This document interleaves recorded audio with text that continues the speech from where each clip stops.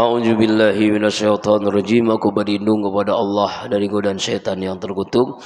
Bismillahirrahmanirrahim. Dengan nama Allah yang Maha Pengasih lagi Maha Penyayang.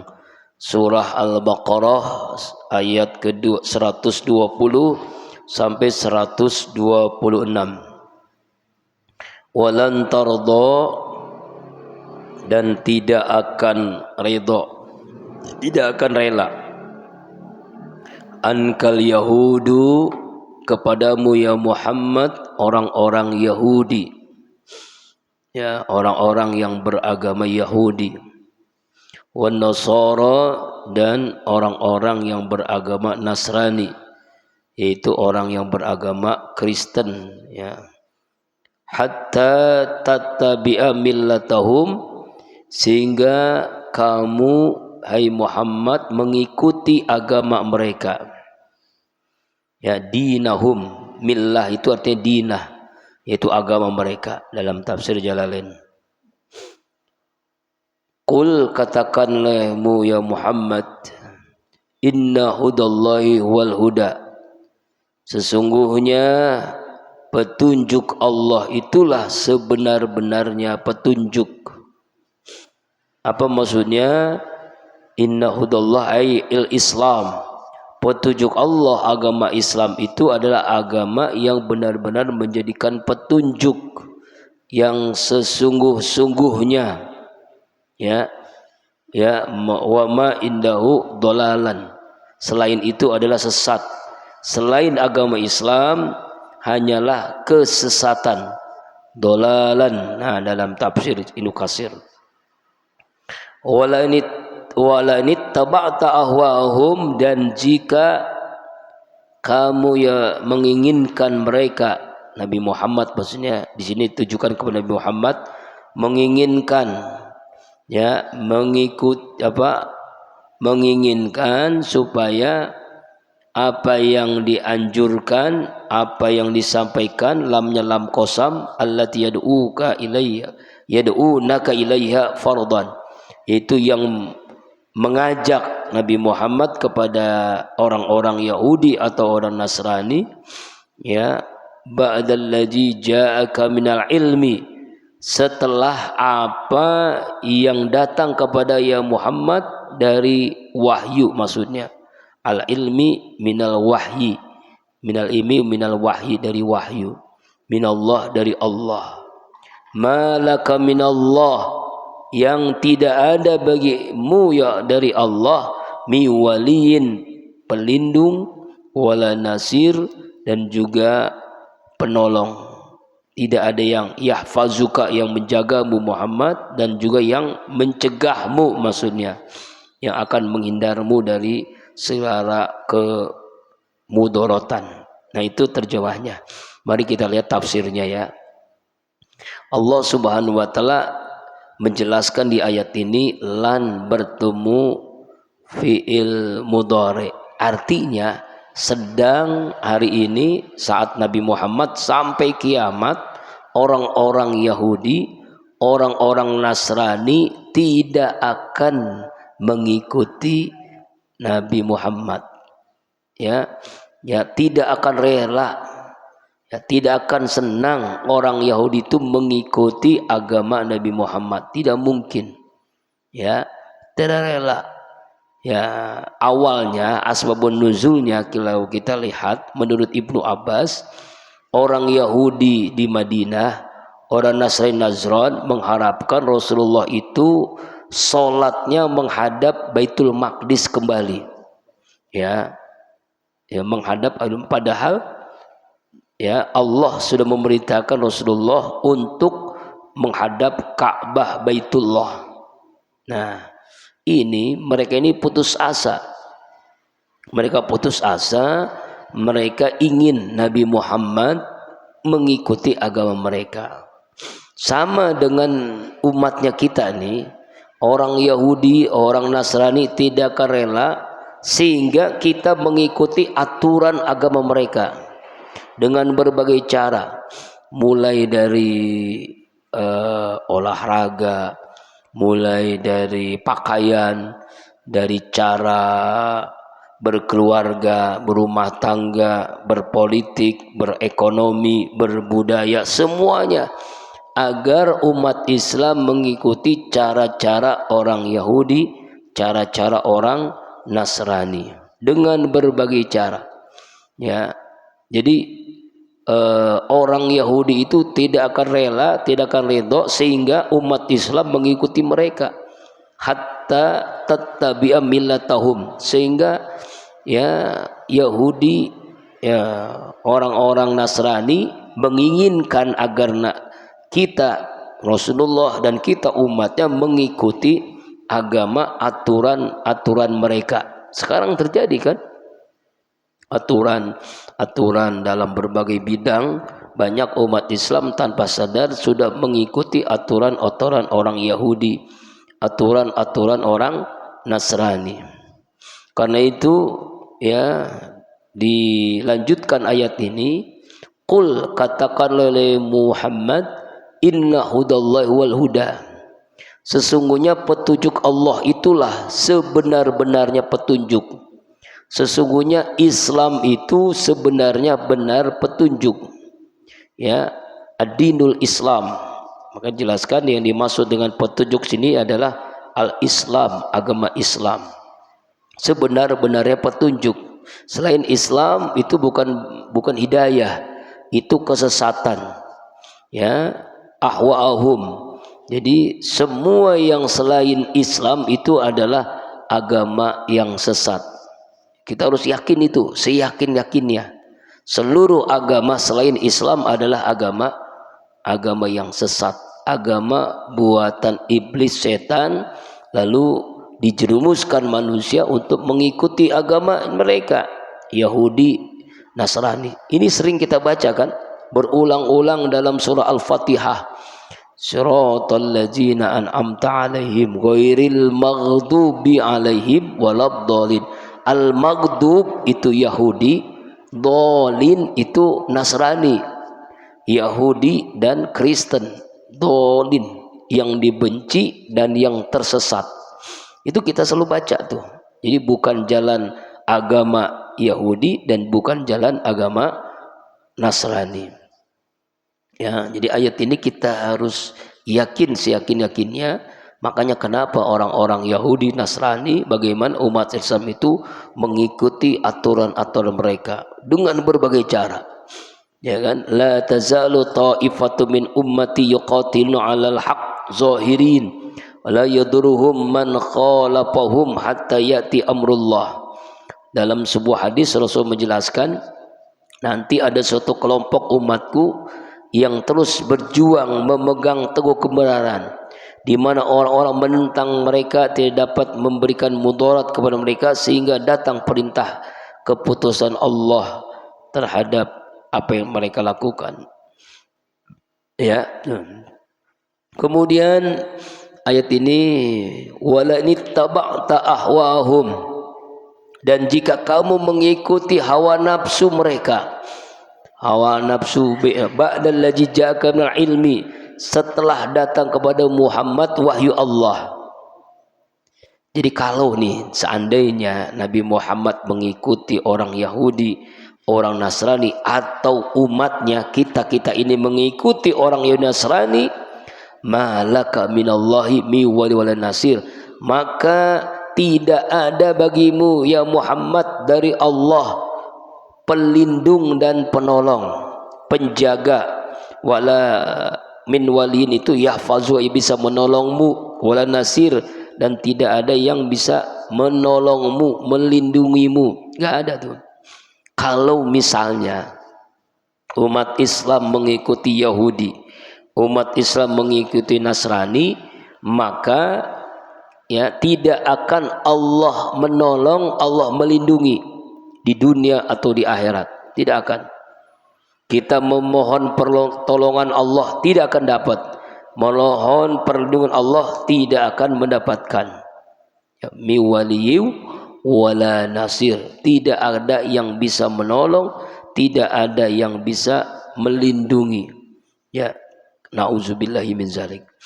Makanya Rasulullah bersabda, walladzi nafsi biyadih, demi zat yang demi Allah yang jiwaku berada di tangannya, kekuasaan Allah.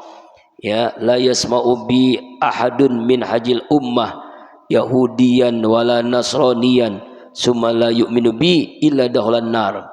Tidaklah seorang dari umat ini, baik yang Yahudi maupun Nasrani, yang mendengarkan tentang aku lalu ia tidak beriman kepadaku, melainkan ia akan masuk neraka. Artinya orang yang tidak mengikuti Nabi, maka dia akan masuk neraka. Ya, inilah. Jadi ayat ini 120 menegaskan kepada kita jangan sampai umat Islam mengikuti aturan-aturan Yahudi, aturan-aturan Nasrani. Contoh sederhana nih, nanti ini kan Desember ini kan Natalan. Ini kadang-kadang nih aneh-aneh aja nih.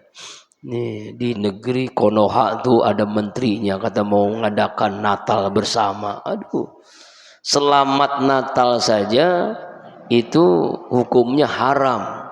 Orang mengatakan selamat Natal itu udah nggak boleh. Kenapa? Karena ucapan itu konsekuensinya akidah iman. Jadi mengakui Yesus sebagai anak Tuhan.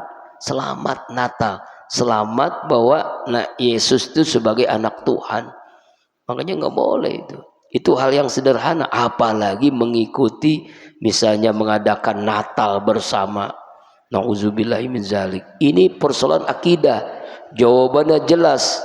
Wala antum abiduna ma a'bud wala ana abidu ma abatum wala antum abiduna na a'bud lakum dinukum, bagimu agamamu, bagiku agamaku. Inilah toleransi. Toleransi itu yang jelas. Iman, jangan saling mencampur adukan, jangan mengikuti aturan-aturan Yahudi Nasrani. Ya, nih orang Yahudi tidak akan rela tuh, orang Nasrani Kristen tidak akan rela, sehingga kita ikuti mereka. Maka jangan kita mengikuti mereka dengan punya prinsip, punya keyakinan yang mantap, akidah yang kuat. Persoalan ini persoalan akidah, persoalan iman. Kalau persoalan bermasyarakat, gotong royong kita bersama-sama. Tapi kalau persoalan akidah iman tidak bisa dong. Ini ya harus jelas. Hanya punya prinsip umat Islam itu begitu. Walan tardo ankal yahudu walan nasu hatta tabi'a millatahum. Kemudian ayat 121. Alladzina atainahumul kitaba yatslunahu haqqa tilawatih, yaitu orang-orang yang kami telah memberikan mereka akan kitab. Yatslunahu, yang mereka membacanya, kitab Taurat, kitab Injil. Haqqa tilawati, dengan pembacaan yang sebenar-benarnya, dengan yang sebenar-benarnya. Nah, ini dalam tafsir Jalalain ini beliau ilmu nahu aja ya, sebagai mubtada. Nanti khobarnya adalah ulaika yu'minuna bih. Jadi alladzina ataina itu mubtada, khobarnya adalah ulaika yu'minuna bih. Ya, yaitu orang-orang yang beriman kepadanya. Ya. Ayat ini dijelaskan tentang nuzilat fi jama'atin qaddaminal hubaisah wa aslamu, yaitu segolongan orang dari Abesia masuk Islam, ya, ketemu Rasulullah lalu masuk Islam. Ya, orang-orang yang baca kitab Taurat, orang-orang yang baca kitab Injil, lalu dia akhirnya ketika mendengar ayat Allah dalam Al-Quran, mereka yakin ini benar ayat Allah, maka mereka beriman. Ulaika yu'minu bi, mereka beriman kepada kitab, beriman kepada Al-Quran. Setelah membaca kitab Al-Quran, oh ternyata ada semua dalam Al-Quran. Wa may yakfur bihi fa ulaika humul khasirun. Barang siapa ingkar kepada Al-Quran, mereka itulah orang-orang kafir, orang-orang yang rugi. Orang-orang yang rugi di dunia dan rugi di akhirat. Mari kita lihat tafsirnya. Ayat ini ya menegaskan agar ya kita semua harus meyakini seyakin-yakinnya. Ada orang-orang yang membacakan kitab Taurat, kitab Injil, tapi kita harus yakin ya, Taurat Injil ini kalau sekarang udah nggak ada yang asli. Dulu di zaman Nabi itu masih ada orang yang Yahudi, orang Nasrani yang membaca kitab Taurat yang dari Nabi Musa, kitab Injil kepada Nabi Isa, dia baca itu. Masih ada yang asli, tapi sebagian kecil. Nah, kemudian ketika mendengar Al-Quran, dia yakin, wah inilah kitab yang Allah turunkan, yang ada semua dalam kitab yang mereka baca selama ini. Ya, makanya di sini diawali dengan allazina atainamul kitab, yang mereka membaca kitab, mereka membaca kitab Taurat, mereka membaca kitab Injil, yasluna haqqa tilawati, mereka membacanya dengan sebenar-benarnya. Haqqa tilawati itu maksudnya membaca dengan tadabbur. Jadi begini, ada namanya qiraah, ada namanya tadabbur. Ada membaca sekedar membaca, ada membaca dengan pemahaman seperti kita hari ini nih, belajar Al-Quran dengan cara memahami ayatnya, dengan tafsirnya, itu namanya tadabbur Quran. Makanya Nabi mengatakan la qira'ata illa bitadabbur, tidak dikatakan membaca kecuali dengan tadabbur, pemahaman. Membaca saja Al-Quran pahalanya 10 kebaikan, apalagi membaca dengan tadabbur, pahalanya lebih daripada 10 kebaikan itu. Allahu Akbar. Haqqa tilawati, ya, jadi membaca ayat Allah dengan sebenar-benarnya membaca. Ya, jadi sebenar-benarnya membaca. Allahu Akbar. Jadi artinya dia membaca Taurat dengan mengamalkan isinya. Orang-orang yang sering membaca Injil dengan memahami isinya dan mengamalkan isinya, lalu akhirnya membaca Al-Quran. Oh, ini benar ayat Allah yang Allah turunkan kepada Nabi yang terakhir. Lalu akhirnya mereka masuk Islam. Ya kan, menurut tafsir Jalalain dijelaskan ayat ini berkenaan dengan ada orang-orang Abesiana yang biasa membaca kitab-kitab itu masuk Islam. Ya kan, nuzilat bi jama'atin qaddamu minal Hubaisah wa aslamu, mereka masuk Islam. Hubaisah, Abesiana. Jadi membaca kitab Taurat, baca kitab Injil, lalu mereka datang kepada Nabi, masuk Islam karena yakin kitab Al-Quran itu menyempurnakan kitab yang mereka baca selama ini. Itu Pak. Ya, kalau seandainya orang-orang itu mengingkari wa may yakfur bihi, dengan kitab Al-Quran, faulaika humul khasirun, mereka itu adalah orang yang rugi di dunia dan di akhirat. Kemudian ayat selanjutnya 122. Ya Bani Israel, wahai Bani Israel. Dulu ada orang ngajinya asal-asalan.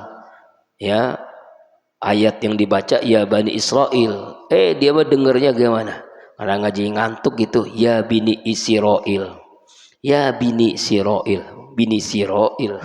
Ada-ada aja. Ya, yang benar adalah wahai Bani Israel. Bani Israel itu ada keturunan Nabi Yakub. Nabi Yakub punya keturunan Nabi Yusuf, terus akhirnya kan yaitu ke Nabi Musa alaihissalam. Bani Israel. Uzkuru ni'mati, ingatlah kalian semua akan nikmat-nikmatku. Maksudnya ingat atas nikmat-nikmat Allah subhanahu wa ta'ala. An'amtu, yang aku telah berikan kepada alaikum, atas kalian. Wa anni, dan aku, bahwasanya aku Allah, faddaltukum, memberikan keutamaan, keistimewaan alal alamin, atas seluruh alam. Jadi Bani Israel itu memiliki keistimewaan. Kenapa? Kecerdasannya, kekuatannya, ya, memiliki keistimewaan. Allah telah berikan itu. Makanya Allah perintahkan kepada keturunan Bani Israel agar menjadi orang yang bersyukur atas nikmat Allah Subhanahu wa taala.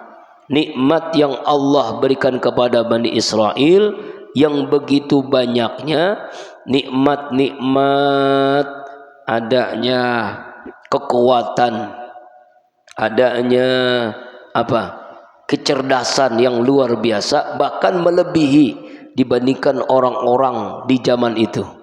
Ya, dari seluruh manusia, wa anni faddaltukum, Allah mengistimewakan ya dari kalian semua keutamaan yang lebih alal alamin, atas seluruh manusia, ketika itu. Oh, Bani Israel. Makanya disuruh apa? Ingat Allah.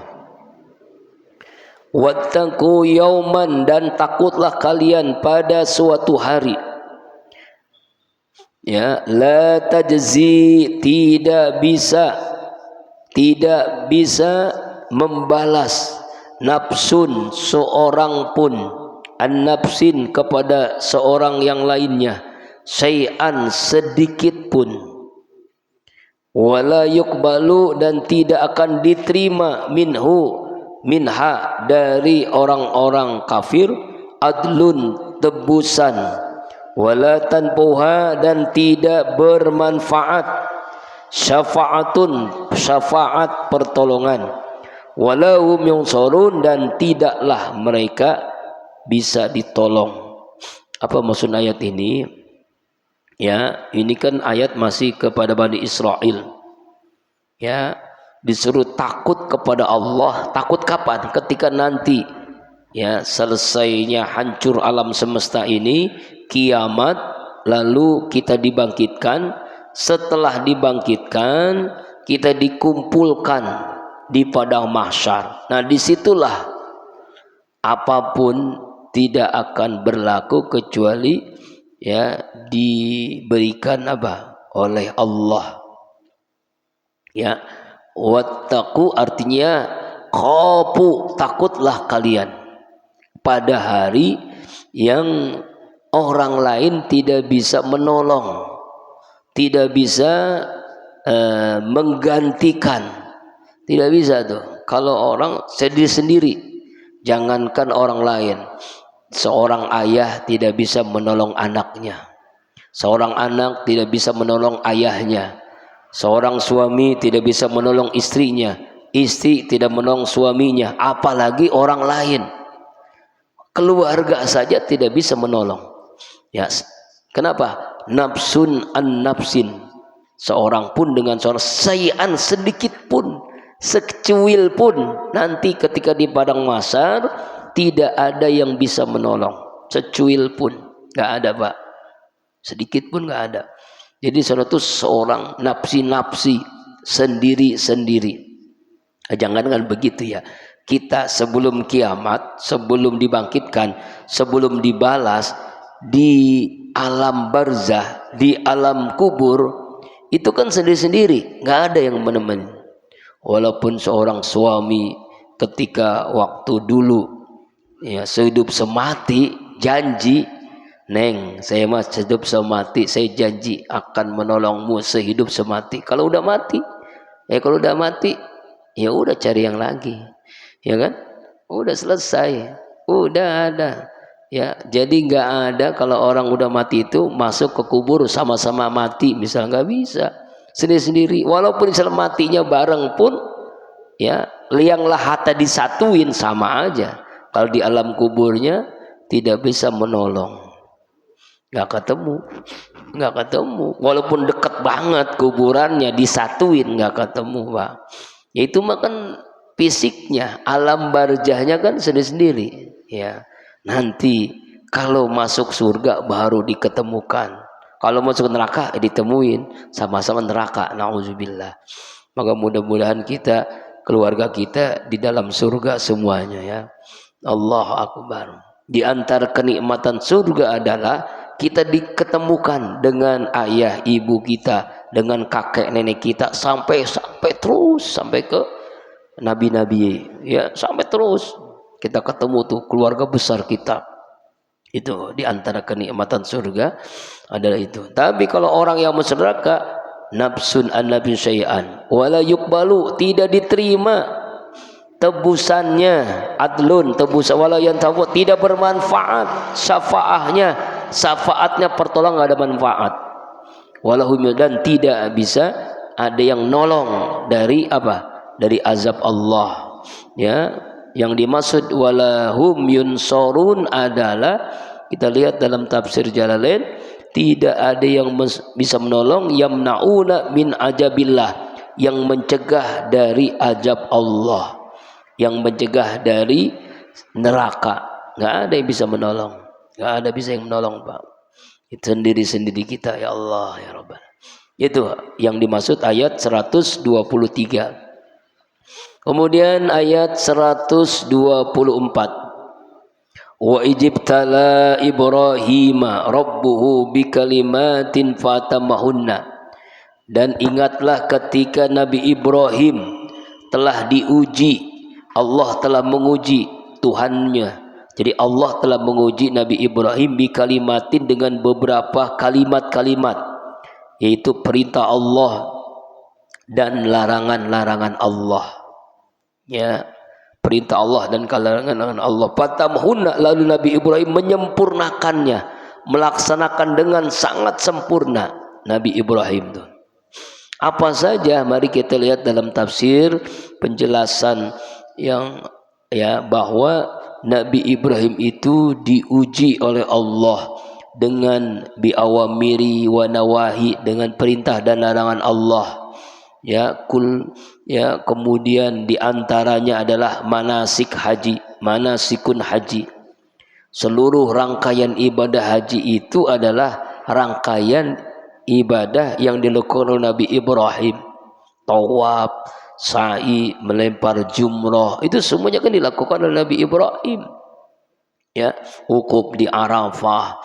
Jadi kalau kita melaksanakan ibadah haji itu sebenarnya kita sedang belajar sejarah apa yang dilakukan Nabi Ibrahim alaihissalam. Kemudian Nabi Ibrahim itu berkumur-kumur ketika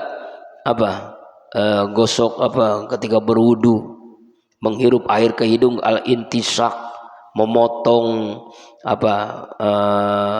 memotong gigi, menggosok gigi, memotong kumis, membelah rambut, memotong kuku, mencabut bulu ketiak.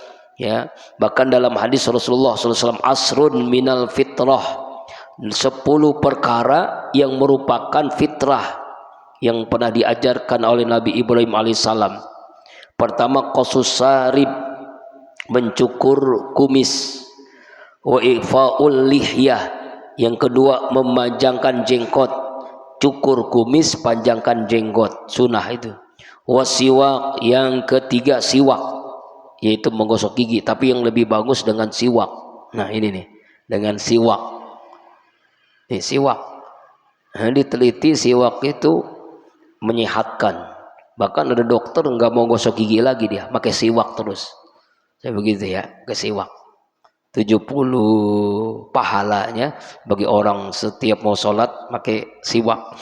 Kemudian wal intisakul ma'a, memasukkan air ke dalam hidung, itu sunnah. Intisak namanya, air masukkan ke dalam hidung lalu dikeluarkan, itu sunnah. Itu ternyata diteliti, berbagai macam virus, bakteri di hidung ini hilang. Flu dulu corona, covid, itu lewat hidung. Tapi dengan kita berwudu dengan memasukkan air ke dalam hidung, intisak namanya, virus-virus penyakit hilang. Kemudian waqasul atfar, memotong kuku. Memotong kuku sunnah tuh, jangan kuku dibiarkan. Kalau bisa sampai habis tuh, sampai seperti ini tuh sampai habis kukunya benar-benar nyatu dengan badan, dengan ini kuku. Nah, kemudian apalagi gosur barojim, yaitu menyela-nyela jari-jari ketika berwudu nih, jari-jari tangan, jari-jari kaki. Ini sunnah nih di sela-sela jari-jarinya kena air. Kemudian wanakpul ibti, mencabut bulu ketek, itu sunnah. bulu ketek tuh jangan dibiarkan, cabut. Wal qul'anah, mencukur rambut kemaluan. Jadi 40 hari rambut kemaluan itu dicukur, ya, jangan sampai dibiarkan, ya, jangan dibiarin, dicukur setelah 40 hari, ya, paling tidak itu, ya, itu sunnah. Wal intisalul ma, kemudian menghemat air dalam berwudu, jangan banyak-banyak. Makanya kocoran air itu paling tidak 1/4 minimal, maksimal setengah, jangan semuanya dibuka itu. Kemudian dalam hadis lain al fitrah, fitrah itu khamsun, ada 5. Al khitan, yang pertama khitan. Khitan ini dilakukan Nabi Ibrahim nih. Khitan ini artinya sunat, memotong bulu, ya, bukan bulu, ya, apa namanya, penutup dari kemaluan, itu sunnah, ya, wajib. Sunnah maksudnya wajib. Jadi kalau laki-laki tidak dikhitan, dia berwudu tidak akan sah. Kenapa? Ketika istinja, ketika dia pipis, istinjanya tuh tidak akan bersih, makanya harus dikulum. Dan itu ternyata sumber penyakit, ya. Ternyata bukan hanya orang umat Islam, sekarang orang-orang yang beda agama dengan kita pun banyak yang melakukan khitan karena dia tahu hikmah manfaatnya, ya, khitan. Wal istihdad, istihdad itu mencukur rambut kemaluan, tadi sudah, ya, mencukur bulu kemaluan itu sunnah Nabi Ibrahim, jangan dibiarkan, ya, khitan. Kemudian waqasus syarib, memendekkan kumis, wataklul azfar, memotong kuku, wataklul ibti, mencabut bulu ketiak, itu sunnah, ya, Nabi Ibrahim alaihissalam. Nah, Ibnu Jarir dalam tafsir dikutip oleh Ibnu Katsir, di sini jelaskan Allah menguji Nabi Ibrahim dengan berbagai awalnya itu, yaitu ketika Nabi Ibrahim mencari Tuhan. Mencari Tuhan, dia mulai dari malam melihat bulan, siang melihat matahari. Ini Tuhan saya nih, terangnya. Kok hilang? Bukan Tuhan saya kalau hilang. Malam begitu, siang begitu. Akhirnya ketemu dengan Allah. Kemudian beliau menghancurkan berhala-berhala, patung-patung, diuji, akhirnya dibakar hidup-hidup oleh Namrus. Allah selamatkan, ya narukuni bardaw wa salaman ala Ibrahim. Hai api dingin sejuk, Nabi Ibrahim tidak terkena api, ya. Ya, itu Nabi Ibrahim. Lalu ujian lagi, Nabi Ibrahim diuji, sudah nikah lama, nggak punya anak. Lalu dia berdoa kepada Allah. Akhirnya istrinya Sarah menyuruh untuk nikah lagi, memerintahkan Nabi Ibrahim untuk nikah lagi. Akhirnya mau, awalnya nggak mau, tapi karena diperintahkan nikah mau. Tapi dengan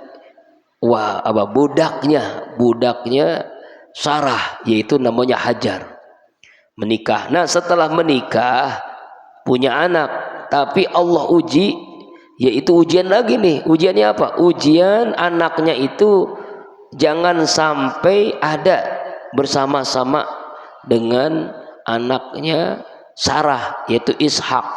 Allah perintahkan hijrah, pergi, yaitu di mana?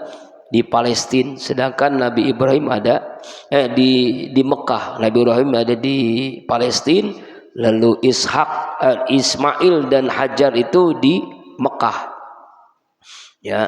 Akhirnya keluar Zam-Zam itu kan. Nah, kemudian ketika akil balik, Allah perintahkan untuk ketemu. Ketika ketemu dengan Ismail, disuruh untuk menyembelih. Ya Allah. Jadi banyak banget rangkaian-rangkaian ibadah Nabi Ibrahim yang kita lakukan. Dan dia fa'atamahunna, Nabi Ibrahim sangat patuh kepada Allah, sangat taat kepada Allah. Dia sempurnakan apapun yang diperintahkan Allah Subhanahu wa taala. Fa'atamahunna qala inni ja'ilun nas imama. Maka Allah berfirman kepada Nabi Ibrahim, karena hebatnya Nabi Ibrahim, Allah berfirman kepadanya, Inni, sesungguhnya aku Allah jailuka, menjadikan kamu Ibrahim linnas, bagi manusia, imamam, sebagai imam. Buktinya apa? Nabi Ibrahim punya anak keturunan semuanya nabi. Anaknya Nabi Ismail, Nabi Ishak, dua-duanya jadi nabi. Apalagi ya, setelah itu keturunannya pun akhirnya Nabi Muhammad SAW. Wa min juriyati, dan Nabi Ibrahim berkata, ya Allah, bukan hanya saya, tapi juga jadikan keturunan saya ya Allah para pemimpin. Qala, Nabi Allah berfirman, la yanalu ahli zalimin, tidak akan mendapatkan itu berlaku kepada orang-orang yang zalim, orang-orang yang ingkar kepada Allah. Artinya adalah doanya Nabi Ibrahim, dia tidak hanya dia jadi pemimpin, tapi keturunan pun menjadi pemimpin. Makanya keturunan pun banyak yang menjadi pemimpin, ya, kecuali orang-orang yang zalim. Keturunan Nabi Ibrahim yang zalim siapa? Ya banyak. Nauzubillah min zalik, ya, orang-orang yang kafir. Ya. Ini ya Nabi Ibrahim. Jadi hebatnya Nabi Ibrahim ini, ya, nabi yang makanya disebut Khalilullah, kekasih Allah. Ya, Nabi Ibrahim ini kekasih Allah. Kemudian ayat yang 125, wa ij'alnal baita masabata linnas, ingatlah ketika kami menjadikan Baitullah, Ka'bah. Al-Bait ini yang maksudnya adalah Baitullah, Al-Ka'bah. Dalam tafsir Jalalain, Al-Bait adalah Al-Ka'bah. Masabatan, sebagai tempat berlindung. Masabatan, merjuan, yasubuna ilaihi, tempat berlindung, tempat kembali bagi manusia. Ya, linnas, bagi manusia, amda, dan tempat yang paling aman. Makanya setiap orang, siapapun dia, sebrengsek-brengsek pun dia, kalau melihat Ka'bah pasti nangis. Coba ya, mudah-mudahan kita semua dikenankan bisa melihat Ka'bah Baitullah. Ya Allah, pasti nangis tuh. Nggak ada orang sekelas Tyson saja yang masuk Islam, dia umroh melihat Ka'bah nangis dia. Itu yang orang yang paling sangar dulu kan, melihat Ka'bah nangis. Itulah karena memang Allah jadikan seperti itu. Makanya Makkah itu asal kata Bakkah, tempat menangis. Bakkah itu tempat menangis, Makkah itu tempat menangis. Masabatan linas wa amna wattakhiju, dan jadikanlah min maqam Ibrahim, dari makom Ibrahim. Makom di sini bukan tempat makom kuburan, bukan. Makom di sini tempat berdirinya Nabi Ibrahim, musalla, sebagai tempat sholat. Wahidna, dan kami telah perintahkan ila Ibrahim, kepada Nabi Ibrahim, wa Ismail, dan Nabi Ismail, antahira, untuk membersihkan, ya, keduanya, baiti, rumahku, Ka'bah ini, litaifin, untuk orang-orang tawaf. Jadi dulu itu Ka'bah itu penuh dengan patung, dibersihkan oleh Nabi Ibrahim dan Nabi Ismail. Wal akimin, dan orang-orang yang i'tikaf. Warukai, sujud, dan orang-orang yang ruku dan sujud. Ya, mari kita lihat. Jadi Allah Subhanahu wa taala menjadikan Baitullah itu sebagai tempat kembalinya manusia. Maksudnya tempat berkumpulnya manusia. Ya, tempat berkumpulnya manusia yang paling aman. Yang paling aman. Ya, makanya orang-orang yang sudah melaksanakan ibadah haji umrah itu pasti ingin kembali lagi, karena kena kenyamanannya, keindahannya tidak terbayarkan. Kenikmatan dalam hati ketika tawaf, ya, sholat, ruku, sujud, langsung menghadap Ka'bah itu nggak terbayarkan, saking luar biasanya nikmatnya, ya kan? Kemudian Allah perintahkan Nabi Ibrahim dan Nabi Ismail untuk membersihkan sekitar Ka'bah, ya, dari yang mengotorinya. Apa yang mengotorinya? Patung-patung yang ada di sekitar Ka'bah itu. Jadi dulu ketika Nabi Ibrahim masih ada Nabi Ismail, Ka'bah itu bersih dari patung berhala. Tapi akhirnya setelah beribuan tahun kemudian ada lagi patung, disebut zaman jahiliyah. Ya makanya Nabi kita Muhammad SAW itulah akhirnya bisa membersihkan kembali sampai hari ini ya. Ya kan, Allah Akbar. Anehnya banyak orang-orang kita yang ada melaksanakan ibadah haji umroh ini ada yang usil, yaitu Ka'bah itu kan ditutupin sama semacam kiswah penutupnya. Lalu katanya sebagai kenang-kenangan, sebagai jimat supaya laris dagangannya misalnya, supaya usahanya lancar, dia potong itu kiswah. Ya, ada itu orang Pak motong kiswah penutup Ka'bah. Astagfirullahaladzim, salah besar itu ya, malah mengotori Masjidil Haram, Ka'bah itu sampai motong-motong itu ada itu ya, nauzubillah min zalik ya. Makanya tempat yang paling amat sampai kiamat adalah Ka'bah. Bahkan Dajjal itu tidak bisa memasuki Ka'bah. Dajjal itu tidak akan bisa memasuki Ka'bah. Ya. Kemudian Ibnu Jarir menceritakan Rasulullah mengusap Hajar Aswad dengan tangannya. Lalu beliau tawaf 3 putaran, kemudian berjalan lagi. Ya, kemudian beliau menuju Maqam Ibrahim. Ya, selesai tawaf kita kan sholat itu di depan Maqam Ibrahim, sholat 2 rakaat. Ya, sholat 2 rakaat. Makanya kalau jamaah selesai tawaf 7 kali, kita sholat persis di belakang Maqam Ibrahim. Maqam itu tempat Nabi Ibrahim berdiri. Maqam Ibrahim tempat menaruhkan menaruh Hajar Aswad. Itu sunnahnya. Rasulullah selalu selesai tawaf melakukan sholat sunnah di depan Maqam Ibrahim. Kalau sekarang ya di depan, jangan sampai di depan banget gitu ya, pokoknya menjurus di depan Maqam Ibrahim gitu ya, tempat berdirinya Nabi Ibrahim membangun Ka'bah atau pijakan Nabi Ibrahim ya itu. Kemudian ya itu diantaranya. Yang terakhir sekarang ayat 126. Wa iz qala Ibrahim, ingatlah ketika Nabi Ibrahim berdoa. Qala di sini maksudnya berdoa kepada Allah. Ya. Rabbi ja'al haja baladan aminan. Ya Allah, ya Tuhanku, jadikan kota Mekah ini ya negeri yang aman, aminan. Warzuk, dan berikan rezeki ya Allah, ahlahu, penduduknya kota Mekah, minas samarat, dari buah-buahan, maksudnya rezeki yang berlimpah. Makanya di kota Mekah itu apapun ada, buah-buahan apapun ada, rezeki yang berlimpah. Man amana minhum, orang yang beriman di antara mereka, billah, kepada Allah, wal yaumil akhir, dan beriman kepada hari akhir. Qala, Allah berfirman, wa man kafara, siapa orang yang kafir, faumatibuhu, maka aku berikan dia kesenangan, qalilan, hanya sebentar.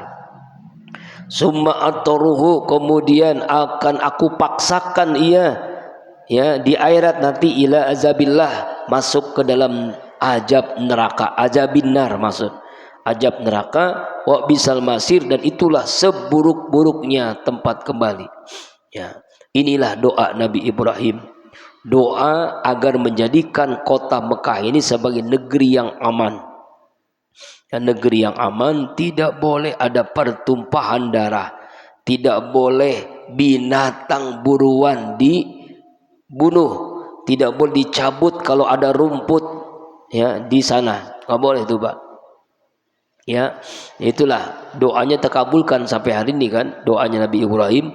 Kota Mekah itu kota yang paling aman, kota yang tidak akan bisa dimasuki oleh Dajjal. Kemudian Allah berkabulkan doa Ibrahim, yaitu agar rezeki yang berlimpah, buah-buahan misalnya, yaitu rezeki bagi orang yang beriman kepada Allah dan beriman kepada akhir. Tapi kalau orang-orang yang kafir mengingkari, Allah akan berikan kesenangan hanya sedikit saja, kemudian Allah akan paksakan ia masuk neraka, ya, dan itulah sejelek-jeleknya, seburuk-buruknya tempat, ya. Di dunia dapat rezeki yang sedikit, ya, kesenangan yang sedikit, di akhirat mendapatkan siksa neraka. Orang yang kufur kepada Allah Subhanahu wa taala, ya, wa bisal masir, dan neraka itulah seburuk-buruknya tempat kembali. Semoga apa yang kita baca hari ini kita bisa mengambil ibrah pelajaran dari Al-Baqarah ayat 120 sampai 126. Wallahu a'lam bishawab.